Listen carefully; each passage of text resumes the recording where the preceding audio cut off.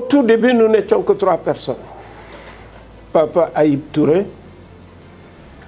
Djibi Ndao, Abdoul Aziz Kassé.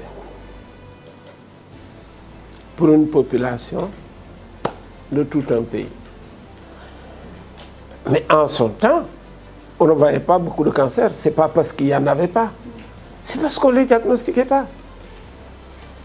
Et dès l'instant que nous avons commencé à former des cancérologues, chacun des cancérologues a commencé à dépister, à diagnostiquer, et on a eu l'impression, subitement, qu'il y a une augmentation du nombre de cancers. Non, c'est parce qu'on les voit.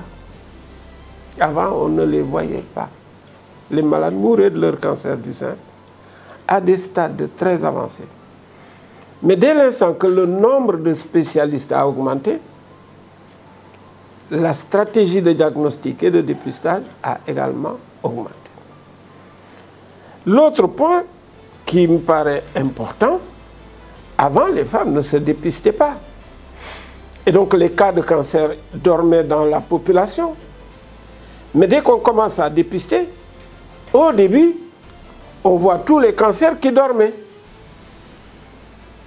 Il faudra attendre 5 ans ou plus, quand on aura vu tous les cancers qui dormaient, et pour voir maintenant le nombre de cancers rediminuer, pour nous permettre de voir que les nouveaux cancers en stade précoce.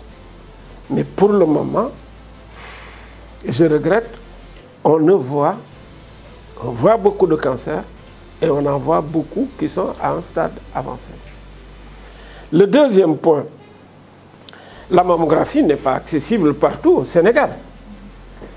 Et donc malheureusement, vous le savez, les mammographes sont concentrés à Dakar, peut-être de plus en plus dans quelques villes des régions, mais tant qu'il n'y aura pas de mammographie dans toutes les zones du territoire, le problème risque de demeurer. S'y rajoute que la mammographie coûte cher. Une mammographie coûte environ 60 000 francs CFA. Une mammographie de qualité coûte 60 000. Malheureusement, le salaire moyen minimum au Sénégal, c'est 39 000. Donc vous comprenez qu'on ne peut pas demander à une femme d'aller faire un examen de dépistage qui coûte presque 2 fois plus cher que le salaire du mari. Ce n'est pas possible. Les femmes n'ayant pas non plus beaucoup de ressources personnelles, ne peuvent pas non plus compter sur elles-mêmes pour pouvoir se faire dépister le cancer du sein. Donc vraiment, l'État doit comprendre la chose suivante.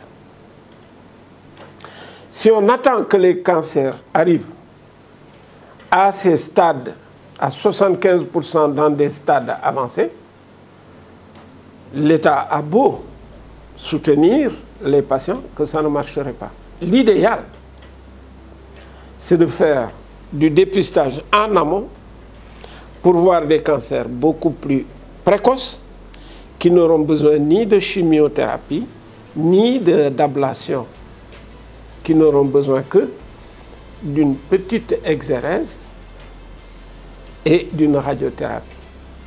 Mais dès l'instant que la tumeur atteint une certaine taille, un certain stade, on est obligé de faire de la chimiothérapie.